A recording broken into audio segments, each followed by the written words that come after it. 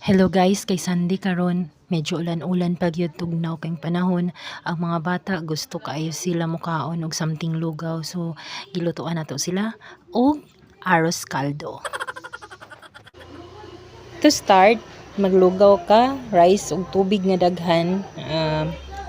Magbutang din ka no og luya, tumoy sa sibuyas dahonan ug syempre ang tanglad pangpahumot na siya. After that, magulat kang magbukal siya. So guys, nagbukal na siya oh. So bukal na ni siya. Nawagan.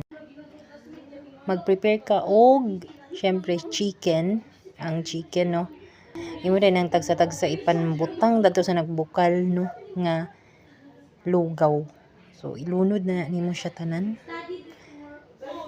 Dayon ilunod tanan, ilunod. Ang mga seasoning like asin, gusto kag magic sarap, gusto depende nimo. Then pabukalaan na nimo hangtod siya mulawot, no? So mao na lang yung hitsura. Lawot na din siya, din pwede na din siya kaunon i-serve. Ayan, so humana, naluto na. So happy eating everyone. So pwede na mo mag-awat ani. Lutoon ninyo.